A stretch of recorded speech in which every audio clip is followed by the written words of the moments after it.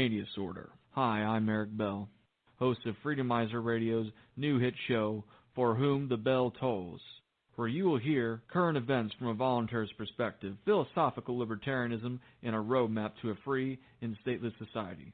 Tune in every Tuesday at 3 to 5 p.m. Pacific and 6 to 8 p.m. Eastern. Oh, you want to heal the world? Oh, you can't do that. You got to elect the right people. No, change your thinking. Change the way you feel. Change the way you do things. Do everything for peace. Like John Lennon said, walk for peace. You take a shower for peace. Do whatever you do for peace. Every time you do that, you set a ripple effect out. Because we live in a vibrational world, and your brain is the instrument. To learn how to direct and control your mind, you guys are superheroes. They don't want you to know that, but you are. You guys are the most powerful people in the world. We see the power in you to change your thinking. Monday, Wednesday, Friday, and Saturday, only on Freedomizer Radio.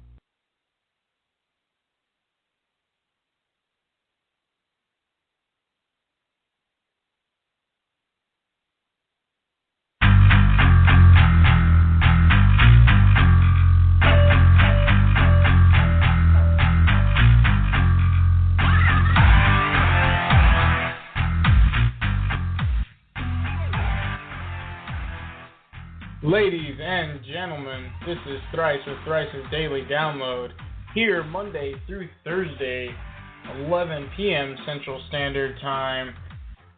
Oh man, it is a beautiful day today. We are talking about new energy from an old world. It looks like we have a caller here, I'm pretty sure. Haven't had callers yet, so let me check, make sure they want to talk here for a second.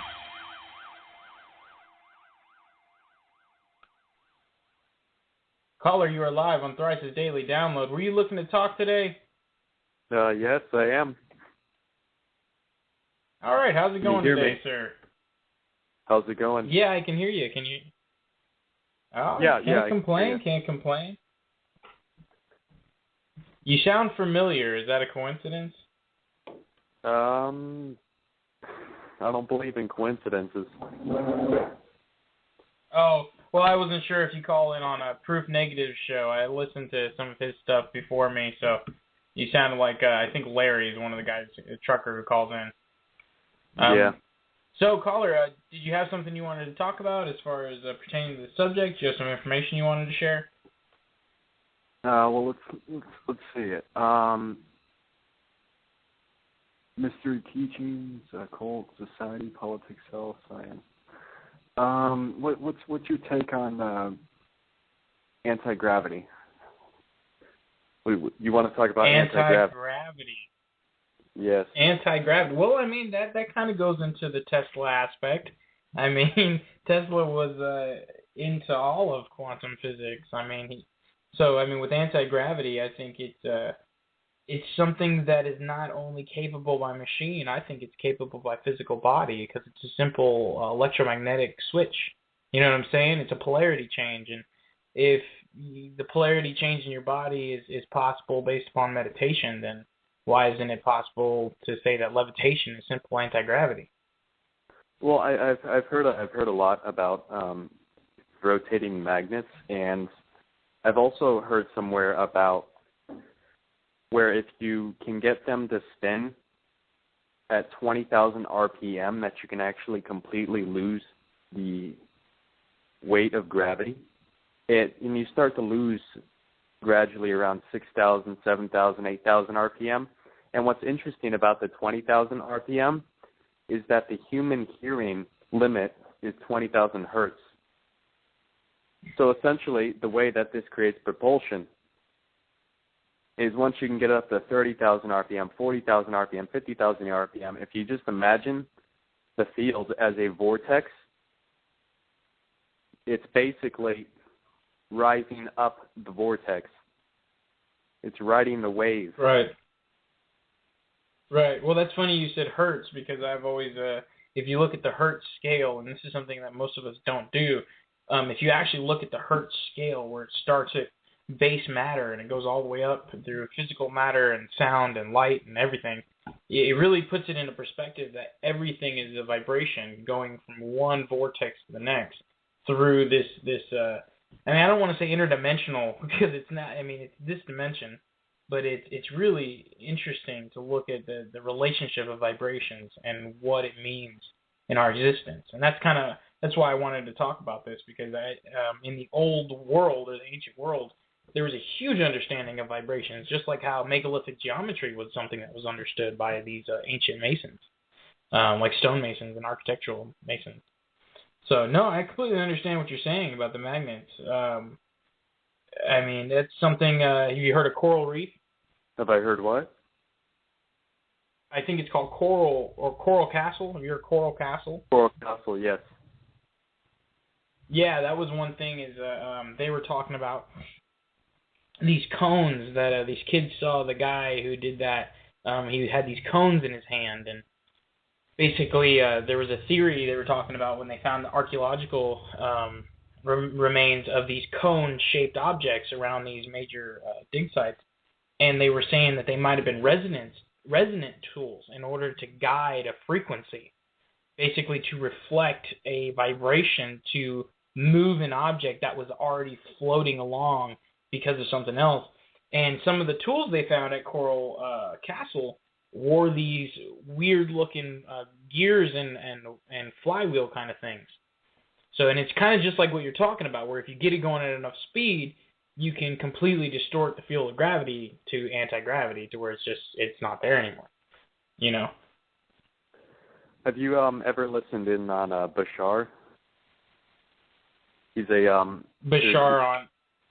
He's channeled by Daryl Anka. Oh, as an ascended master? You mean Bashar Ascended Master? I mean, I've heard of him as like an ascended master. Like you mean, you said he's channeled, so Yeah, spirit, channeled, so to say. Channeled through somebody.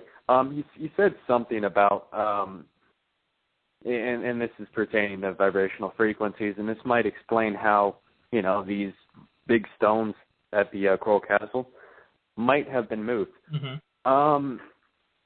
If let's say you put a steel ball bearing on a table, and you consider location as a vibrational frequency for every single location there is in the universe, and you hit that steel ball bearing with the vibrational location frequency of where you want it to be. Right.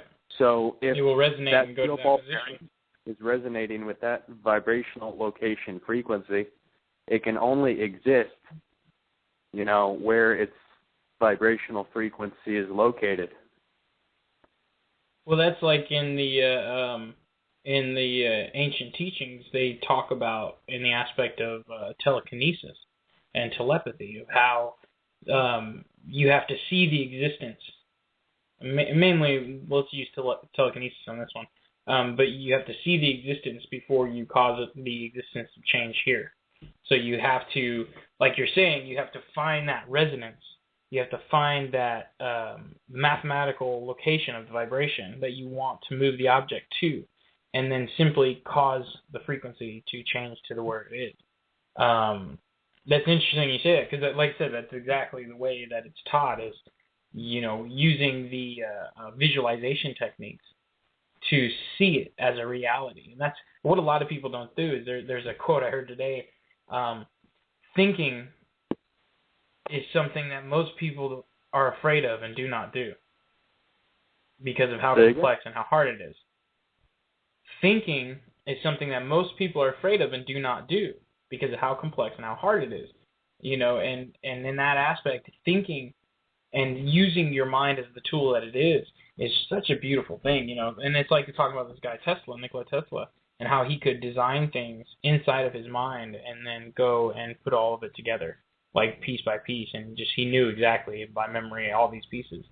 So yeah, I mean, I think it's definitely possible to move these objects with this ancient technology, and that's the new energy from the old world. That's why I was talking about that later on after Tesla. Actually, I was going to get into ancient technology. Have you heard about the cylindrical? I don't know what to call them. Like, they're beams, but they're they're on the ground and they run like along the ground in certain directions, and they're supposed to be like a metal kind of substance.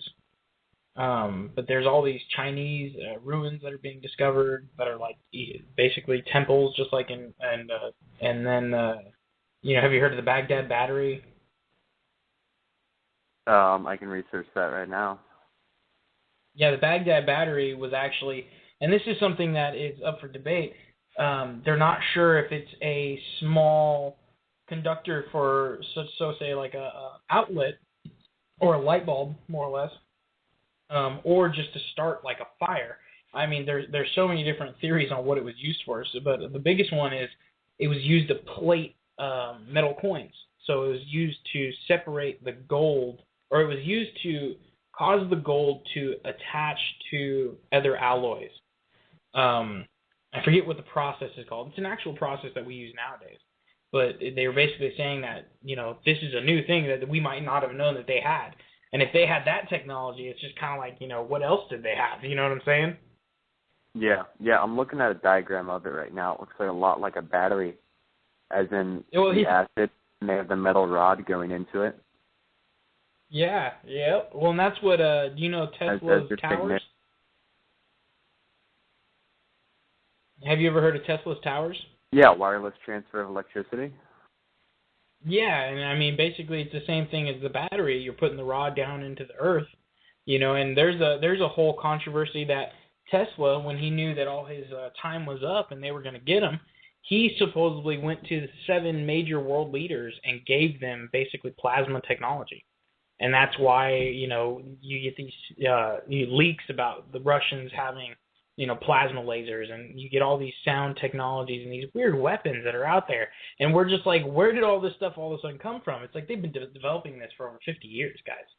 It started off as a giant machine, and now they're these little tiny, they've got guns now that do these things that they can just hold on their, right in their arms like a M16, and then, so it's really creepy, but it was really interesting as far as what was he was trying to do. He was really trying to give us a defense system that provided free energy as well, because that was the biggest fear, is that this thing, when you set it up, it was the one that blew the Colorado I want to say Transformers. That was pretty good. When he had those towers up and running, it would light up all the houses. Your light bulbs would flip off, and yeah, it was pretty. I thought it was pretty funny. At the time, people must have been terrified. Yeah, that makes sense. It would be kind of a Frankenstein sort of situation, but at the same time, I would be impressed. He literally overloaded the local power plant, and he blew 2 major parts of it, and it's just like, that shows you how much energy he pulled out of the air. Like, that blew me away, and it's you can't have that. You can't have some free. What I've been told, within a cubic square centimeter space, and I'm not talking about outer space, I'm talking about the fabric of space, as in like the space around you. Right. Has enough energy to power the Earth for a day. We're talking about 1 cubic centimeter here. Yeah. Well, that's like they have there's theory on some UFO technology that's basically using space as a combustion, as like matter, to use it as fuel. But one of the problems with this, though, is that when you try to bottle it, if you do bottle it and you go to move the bottle, the space that was there is no longer there. So it creates a tear in space, and it can cause a lot of problems. Right. There was a mathematician that, he fled in the woods. Nobody's ever seen him again.